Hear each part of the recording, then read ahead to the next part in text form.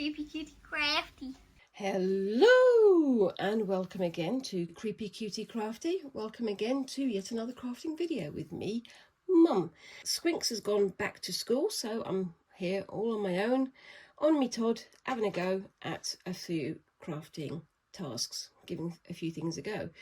Now, if you managed to watch the last video that we put out, you might recognise all of this stuff here. Today I'm going to be having another go at embroidery. Last time, Squinks and I worked together to create some little characters like this out of linen and embroidery thread. I finished most of mine on the screen, but I did add a couple of little bits of it, as you can see here. But I really enjoyed doing it, and I thought, well, I'd like to have another go at doing this. So I'm going to have a go at doing another image on the linen like I did last time. If you like what you saw last week, or if you want to keep following my adventures or misadventures using fabric crafts, please let me know in the comments down below. And whilst you're there, remember to like, comment and subscribe, and do all those little things that help our little channel to grow. Whilst you're there, of course, obviously tap that little notification bell, and that way you won't lose us on the internet. Anyway, last time I used just straight thread or floss or string or whatever anybody wants to call it, and I'm going to be doing the majority of that with this week. But I've also got some sequins that you can see here. I've got some beads off the screen over here, as you can see just there, and I'm going to try and do something a bit more adventurous this time. This is only my second time of doing embroidery. Wish me luck. So let's get on with it. Same as last time, I'm just going to be using some plain linen. It's almost a natural colour rather than bleached or dyed or anything, so I can add whatever I want to it. And off screen, I've already attached it to my hoop. I've sort of tightened it as much as I can, try to get the weave nice and flat on here so it won't warp and distort when I move it. And I've tightened it up using this screw. I'm going to keep this so I can use it for something else later. Last time the images we worked on were quite cartoony. They were quite easy to do because they were quite big blocks of colour. This week I am going to have a go at doing something that I've done drawings and images of in the past, and I'll post them on the screen now, and that is a kraken. I've always liked the image of the kraken. If you don't know what it is, it's kind of a giant octopus sea beast that grabs hold of ships and pulls them down into the water. Used quite often in old pirate myths, and also used in modern horror stories and monster hunting stories, things like that. I have done images of them in the past. I'll share some drawings on the screen now so you can see what they're kind of supposed to look like. As you can see, there's a fair amount of detail there, and it's going to be fun to have a go at it. On here you can see I've got all this fabric left around the edge. I'm going to trim that off with my fabric scissors. Now these fabric scissors, these don't ever go anywhere near paper, even if Squinks comes and begs me to use them, because they're the only pair of scissors in the house that they can currently find right now, because they need to be sharp so that they don't pull on the threads, give nice accurate cutting, and make sure that we can keep things nice and tidy. You can see the edges on there, how sharp those cut. I'm going to try and keep that at the top this time, because last time when I was sewing, every time I put the thread through it used to get caught on that end there. I'm sure it'll get caught this time, but I'm not going to worry too much. With the rest of this fabric around the edge, I've got these little clips that I'm going to just roll them up and scrunch them up on the edge like this and clip them up. But I'm keeping these long edges so that it A, doesn't fray, and B, so that if it distorts as I'm working, I can just pull it tighter again. There we go. Now all that excess cloth is out of the way. Last time when I was working with Squinks, we used an ordinary HP pencil to try and do the image with, and it didn't work. So I'm going to go back to using my blue chalk pencil, which is a bit clearer on there. So I've got some images off screen of the kraken, and I'm going to be working to that. So I enjoy doing images of krakens for some reason, I don't know why.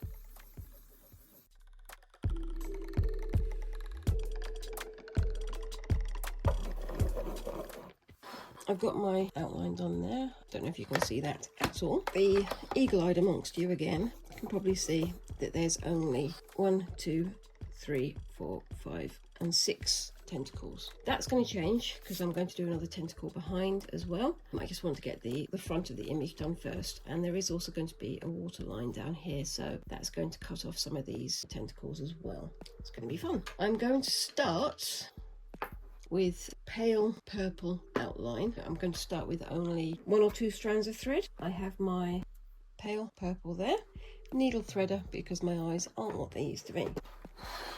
Here we've got my embroidery thread, as you can see, and as I said last time, if you can see on the end there, it separates out into different strands. So if I get a reasonable length and separate it out into 2 strands, I'll have 3 lots of thread that I can use to do the outline. I don't want it to be too long, only about the length of my arm, because otherwise it's going to get very, very tangly. And we've got 1, 2, 3, 4, 5, 6, so 2 there, 2 there, 2 there, and I'm going to separate this one out. You can see there at the end how it tries to get tangled up. So I've got that end there, and you can see it's trying to twist itself. I'm sure that you expert embroiderers out there are looking at my fumbling and going, well, you should have done this or you should have done that. Let me know in the comments down below, that way I'll get better. There we go, and you can see I've got my 2-strand thread there, and I'm just going to thread my needle. There we go. So I'm going to do the front tentacles first, and then the back tentacles, and then the head, because they overlap, so I can work out where it's overlapping by where I'm stitching. I'm sure it'll make sense when I actually get started on it.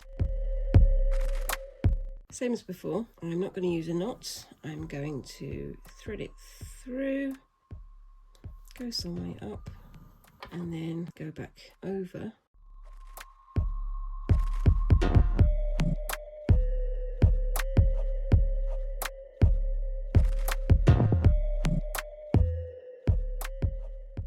The one thing I've got to consider with these is where the top and the bottom of the tentacles are going to be, because the underside of the tentacles are a slightly different colour. As you saw, I just snipped off the end there, and that's a nice tidy little area.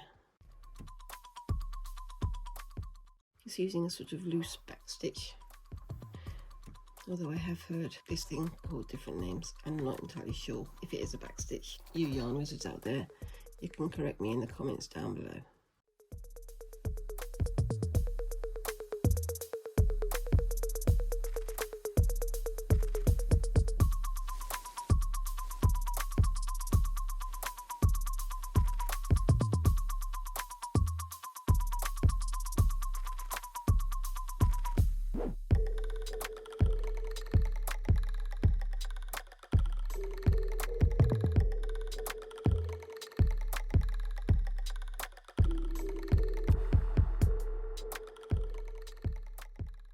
So that's the first outline done. I'm going to start filling in the body of the Kraken with darker purple, and I'm going to have blacks as shading around the edge, and maybe some paler purples and this kind of purple, maybe some white, maybe some blue for the shines. I'm going to see how it turns out though. Again, making it up as I go along.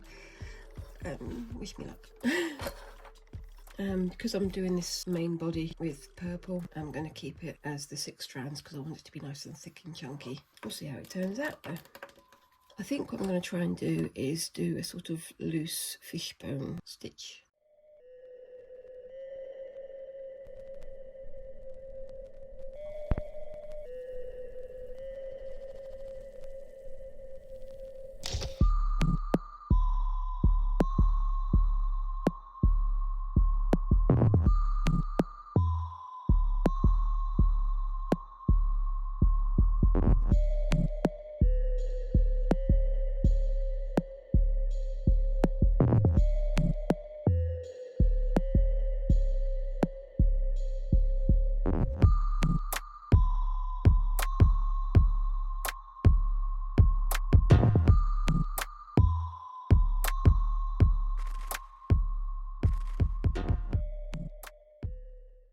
Completed all of the dark purple. As you can see, I've kind of interspersed it here so that I can add some shading to it, and I'm going to use some of this darker blue and this darker blue just to fill out some of the areas around. I think it's working quite well so far.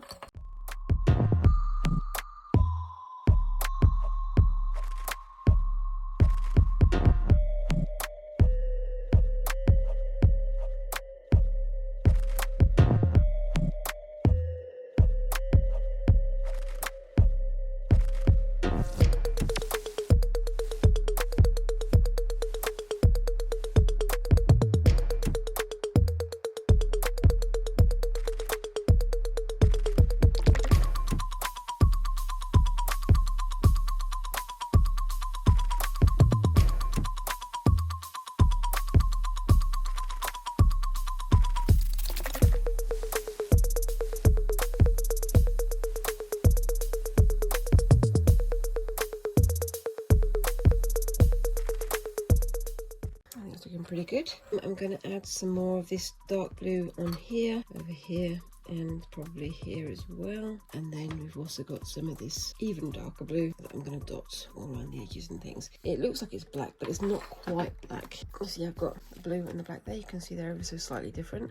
I'm going to use that sparingly because I don't really want to make it overwhelming. That's why I'm going for the dark blues and purples and things first. I've done the basic purple, slightly darker blue, and the darkest blue here. I'm going to start with the eyes now, and I'm going to use these shades of yellow and green. I'm going to use these yellows for the main part of it, and then these greens for flecks and things, and then obviously I've got the black of the pupil as well.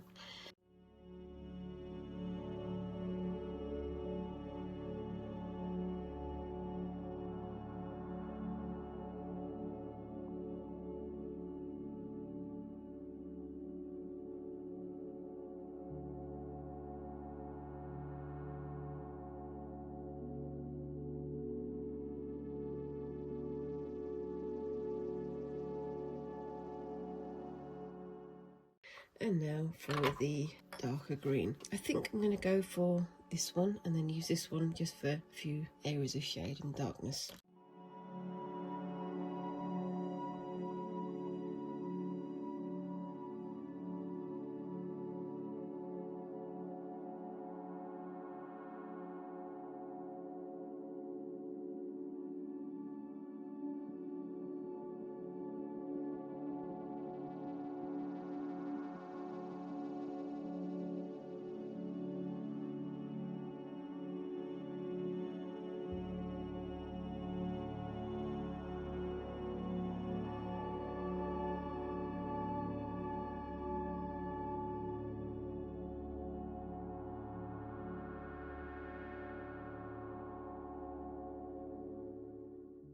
Right, so what I'm going to do now is just going to mark on here with my trusty blue pencil where the suckers are going to go on here, and then I'm going to start doing general shape with these here. So it's going to be kind of high contrast with the front of the tentacles, but I think it's going to go well.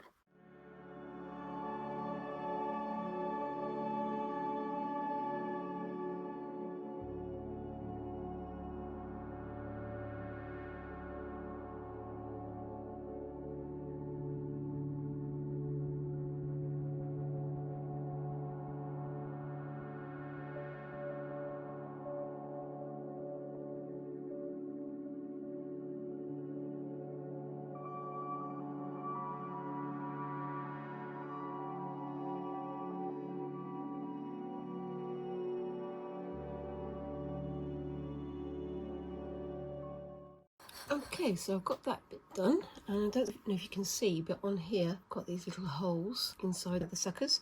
I'm going to use this just to be the centre of the hole, and I'll get back on with that one in a second.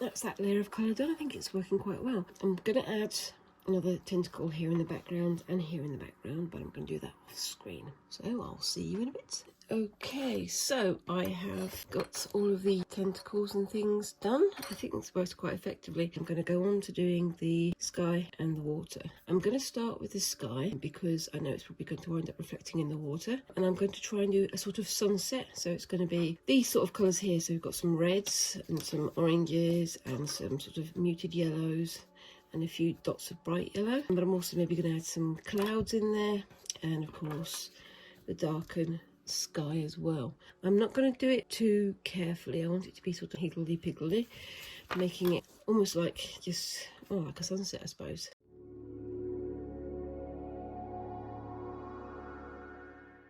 I think it's going quite well so far, but there's still time for me to mess it all up. Positive thinking.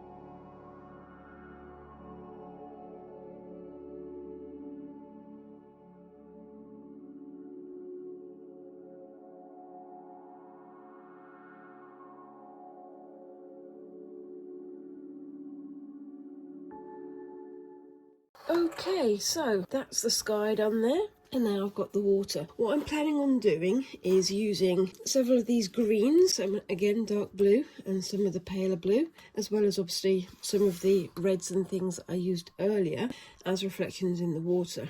What I'm also going to attempt to do is I'm going to use some of these sequins. I've got some see-through white and some opaque white, so you can't quite see through them. And I'm going to try and use those to make like glimmers and things on the waves. I do also still have my little beads over here, which I am going to add once I've got everything else in place. It's going to be fun. Here we go.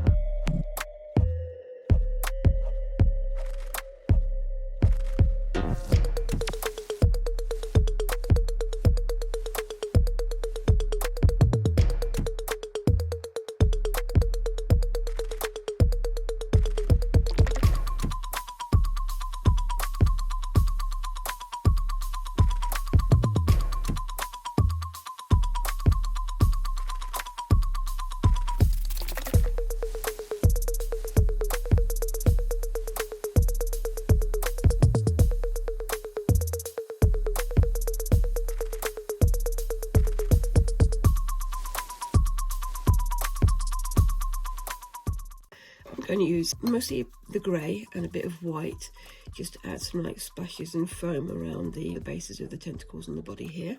And of course I'm going to add a few sequins in there as well.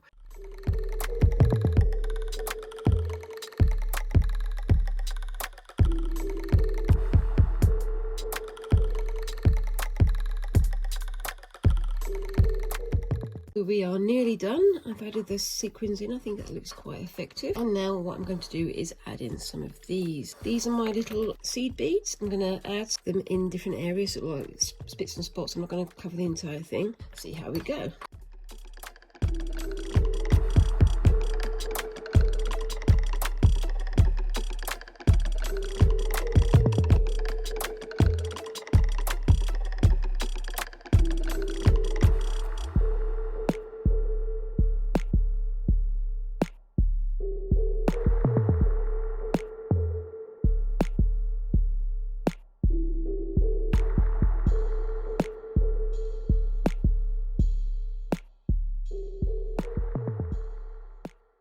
And I am done. I'm going to post some pictures up right now and tell me what you think of them in the comments below.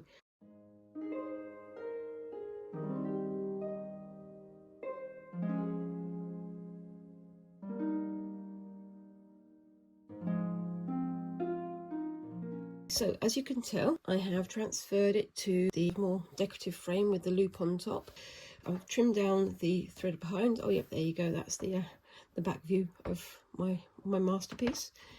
I've really enjoyed doing this. It's been a bit of a labour of love. I expected to spend only a few days on it and I've wound up spending 3 weeks. So time management, yay! I really like the way that the sky and the water has turned out. I kind of to make it look like it was a very churning sea. I do like the intensity of the gaze on the Kraken here. I was thinking about adding some black pupils and some black shades around here, but I think it might be a bit too much in contrast. I've got some thread here. You can see how much that would have contrasted. So I think it might have been a bit too glaring, and I would have had to do it all over to make it even. So I think I made the right choice there.